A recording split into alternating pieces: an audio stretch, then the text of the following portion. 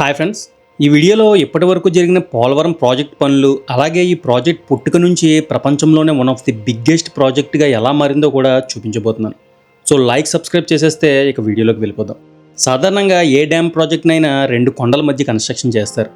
కొండల మధ్య ఆనకట్ట కట్టడం తక్కువ పొడవు, తక్కువ ఖర్చుతో సాధ్యమవుతుందని అనిపిస్తుంది.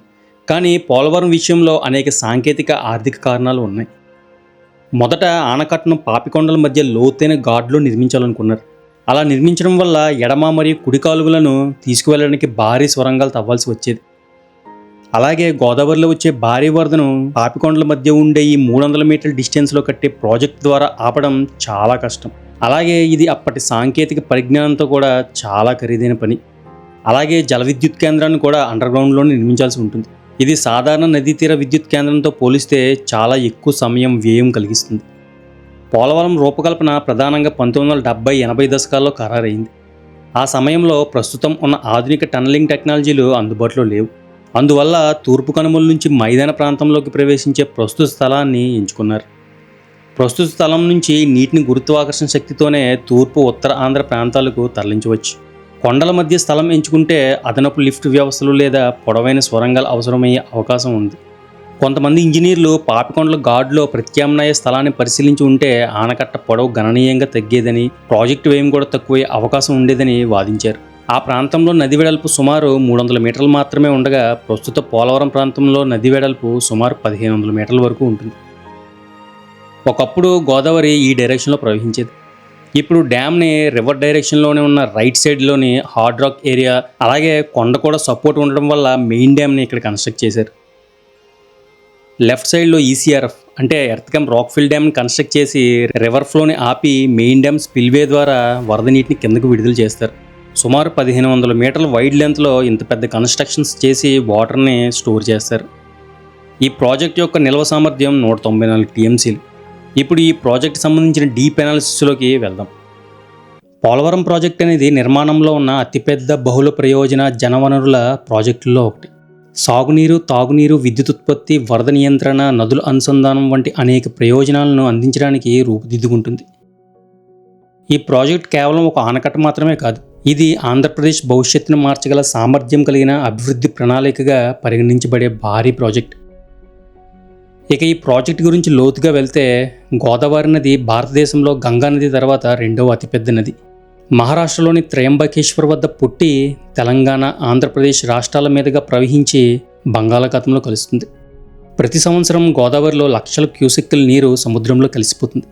ఈ నీటిని సద్వినియోగం చేయాలనే ఆలోచనే పోలవరం ప్రాజెక్టుకి పునాది.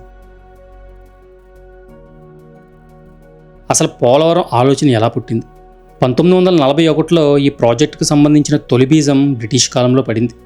అప్పటి మద్రాస్ ప్రెసిడెన్సీ చీఫ్ ఇంజనీర్ దివాన్ బహదూర్ ఎల్ వెంకటకృష్ణ అయ్యర్ మొదటిసారిగా పోలవరం దగ్గర జలాశయం నిర్మించాలని ప్రతిపాదించారు. 1946-47లో ప్రసిద్ధ ఇంజనీర్ కేఎల్ రావు గారు దీనికి రామపాద సాగర్ ప్రాజెక్ట్ అని నామకరణం చేసి సుమారు 208 అడుగుల ఎత్తులో ఒక భారీ డ్యామ్ కోసం డిజైన్ సిద్ధం చేశారు. కానీ అప్పట్లో నిధుల కొరతల వల్ల ఇది ముందుకు సాగలేదు. 1980లలో ఉమ్మడి ఆంధ్రప్రదేశ్ ముఖ్యమంత్రి టంగుటూరి అంజయ్య కాలంలో ఈ ప్రాజెక్టుకి అధికారంగా శంకుస్థాపన జరిగింది. అప్పుడే గోదావరి నీటి వివాదాల ట్రిబ్యునల్ ప్రకారం ఒడిస్సా, ఆంధ్రప్రదేశ్ రాష్ట్రాలతో అంతర్రాష్ట్ర ఒప్పందాలు జరిగాయి. 2004 ముఖ్యమంత్రి వైఎస్ రాజశేఖర రెడ్డి గారి హయాంలో ఈ ప్రాజెక్టును జలయజ్ఞం కింద చేర్చి అవసరమైన పర్యావరణ, అటవీ అనుమతులు సాధించి కాలువల తవ్వకం పనుల వేగం ప్రారంభించారు. 2009లో వైఎస్ రాజశేఖర రెడ్డి గారి మరణం తర్వాత పనుల వేగం అపారం తగ్గిపోయింది. 2014లో ఆంధ్రప్రదేశ్ విభజన సమయంలో కేంద్ర ప్రభుత్వం ఆంధ్రప్రదేశ్ పునర్వ్యవస్థీకరణ చట్టం 2014 ప్రకారం పోలవరానికి జాతీయ ప్రాజెక్టు హోదా కల్పించింది. దీనివల్ల ప్రాజెక్ట్ నిర్మాణ వ్యయంలో 100% నీటిపారుదల ఖర్చును కేంద్ర ప్రభుత్వమే భరించాల్సి ఉంటుంది. ప్రాజెక్టు పర్యవేక్షణ కోసం పోలవరం ప్రాజెక్ట్ అథారిటీని ఏర్పాటు చేసింది. ఈ ప్రాజెక్ట్ నిర్మాణం ప్రపంచంలోని అత్యంత సంక్లిష్టమైన ఇంజనీరింగ్ పనులతో కూడుకున్నది. ఈ ప్రాజెక్ట్ నిర్మాణంలో మనం ఎక్కువగా వింటున్న టెక్నికల్ పదాలు ECRF dam, spillway, diaphragm wall, coffer dam. వీటి టెక్నికల్ స్పెసిఫికేషన్స్ గురించి ఇప్పుడు చూద్దాం. నది మధ్యలో ఇసుక తునెలు ఎక్కువగా ఉండటం వల్ల కాంక్రీట్ డ్యామ్ కాకుండా ఈసీఆర్ఎఫ్ డ్యామ్ అంటే ఎర్త్కమ్ రాక్ఫిల్ డ్యామ్ అని అర్థం. దీన్ని మట్టి మరియు రాళ్లతో కూడిన భారీ కట్టగా నిర్మిస్తారు. ప్రపంచంలోనే అత్యధికంగా 36 నుండి 50 లక్షల క్యూసెక్ల వరద నీటిని ఒకేసారి కిందకు విడుదల చేయగల సామర్థ్యంతో దీని స్పిల్వే నిర్మించారు. ఇందులో మొత్తం 48 రేడియల్ గేట్లు ఉన్నాయి. ఇది చైనాలోని త్రీ గోర్జెస్ డ్యామ్ కంటే ఎక్కువ డిస్పాచ్ సామర్థ్యం కలిగింది. నది ఇసుక లోపల నుండి నీరు లీక్ కాకుండా భూమి అడుగున 1370 మీటర్ల పొడవు, 95 మీటర్ల లోతు వరకు కాంక్రీట్ డమ్ వాల్ను నిర్మిస్తారు. దీన్నే డయాఫ్రమ్ వాల్ అంటారు.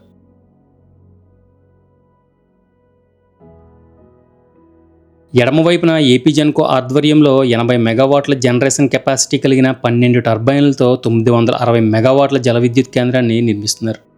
2018-19 మధ్య స్పిల్వే పనులు వేగంగా సాగిన ఆ తర్వాత ప్రాజెక్టు కొన్ని ఊహించిన సాంకేతిక ఇబ్బందుల్లో పడింది. ప్రధాన డ్యాం రక్షణ కోసం కట్టిన ఎగువ కాఫర్ డ్యాంలో కొన్ని గ్యాప్లను వదిలేశారు.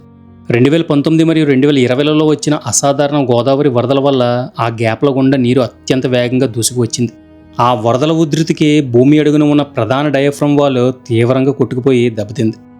దీనివల్ల మెయిన్ డ్యామ్ అయినటువంటి ఈసీఆర్ఎఫ్ పనులు పూర్తిగా నిలిచిపోయాయి. గత 2 ఏళ్లుగా అంతర్జాతీయ నిపుణులైన యుఎస్ఏ, కెనడా శాస్త్రవేత్తలు మరియు కేంద్ర జలశక్తి సంఘం సంయుక్తంగా చేసిన పరిశోధనల తర్వాత ప్రాజెక్టు మళ్లీ వేగం పుంజుకుంది. 2024లో కేంద్ర కేబినెట్ పోలవరం సవరించిన అంచనాలకు ఆమోదం తెలిపి ప్రాజెక్టు పునరుద్ధరీకరణ కోసం మొదటి విడతగా 12,157 కోట్లు మంజూరు చేసింది. 2026లో వరదలకు దెబ్బతిన్న పాతగోడ స్థానంలో దాదాపు 1000 కోట్ల వ్యయంతో ప్రతిష్టాత్మకంగా చేపట్టిన నూతన డయాఫ్రమ్ వాల్ నిర్మాణం విజయవంతంగా పూర్తయింది. ప్రస్తుతం డయాఫ్రమ్ వాల్ పూర్తి కావడంతో ప్రధాన మత్తి రాతికట్ట ఈసీఆర్ఎఫ్ డ్యామ్ గ్యాప్ 2 పనులు వేగంగా జరుగుతున్నాయి. కుడి ఎడమ కాలువల కనెక్టివిటీ లైనింగ్ పనులను త్వరగా ముగించేలా చర్యలు తీసుకుంటున్నారు. ప్రాజెక్టు ముంపునకు గురి అయ్యే నిర్వాసితుల పునరావాస కాలనీల నిర్మాణం మరియు తరలింపు ప్రక్రియను ఏప్రిల్ 2027లోగా పూర్తి చేయాలని ప్రభుత్వం లక్ష్యంగా పెట్టుకుంది. ఈ పోలవరం ప్రాజెక్టు వల్ల కలిగే ప్రయోజనాలు చూసుకున్నట్లయితే దాదాపు 7.2 లక్షల ఎకరాలకు కొత్తగా సాగునీరు అందడమే కాకుండా కృష్ణా, గోదావరి నదుల అనుసంధానం ద్వారా డెల్టా పరిధిలో మరో 23.5 లక్షల ఎకరాల ఆయకట్టు స్థిరపడుతుంది. విశాఖపట్నం నగరంతో పాటు దారి పొడవున ఉన్న వందలాది గ్రామాలకు మరియు విశాఖ స్టీల్ ప్లాంట్ లాంటి పరిశ్రమలకు తాగు, పారిశ్రామిక నీరు అందుతుంది. పోలవరం కుడి కాలువకు ప్రవహించే నీరు విజయవాడ ప్రకాశం బ్యారేజీ వద్ద కృష్ణానదిలో కలుస్తుంది. ఇది భారతదేశంలోనే అతిపెద్ద నదుల అనుసంధాన ప్రక్రియ. పోలవరం ప్రాజెక్టు నుండి విడుదలయ్యే నీటిని ఆంధ్రప్రదేశ్లోని వివిధ ప్రాంతాలకు తరలించడానికి 2 ప్రధాన కాలువలు నిర్మించారు. ఇవే కుడి కాలువ మరియు ఎడమ కాలువ.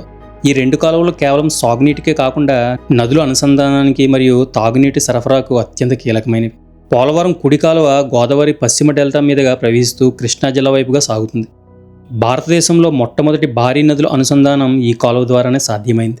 దీని పొడవు దాదాపు 174 కిలోమీటర్లు. ఇది పశ్చిమ గోదావరి, ఏలూరు, ఎన్టీఆర్ జిల్లాల గుండా ప్రవహించి విజయవాడ సమీపంలోని ఇబ్రహీంపట్నం పవిత్ర సంగమం వద్ద కృష్ణానదిలో కలుస్తుంది. దీని ద్వారా రోజుకు 17,500 క్యూసెక్కుల నీటిని తరలించవచ్చు. దీని ద్వారా కృష్ణా జిల్లాలోని దాదాపు 3.2 లక్షల ఎకరాలకు సాగునీరు అందుతుంది.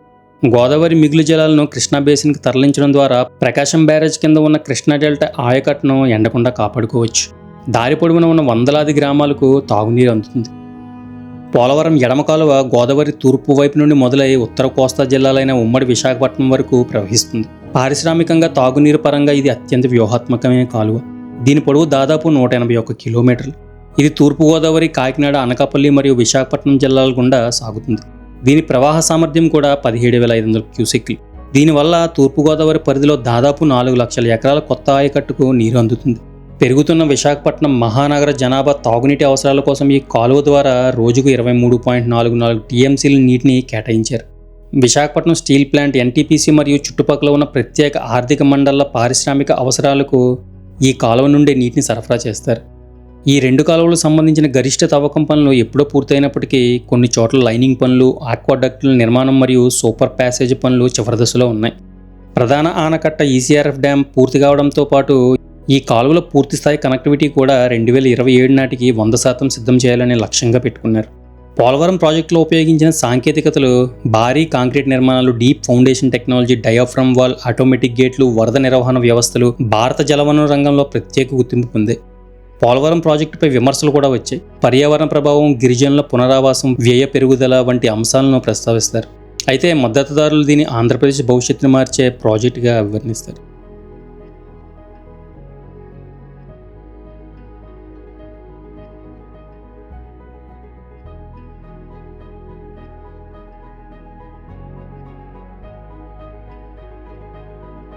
ఎలా ఉందండి వీడియో?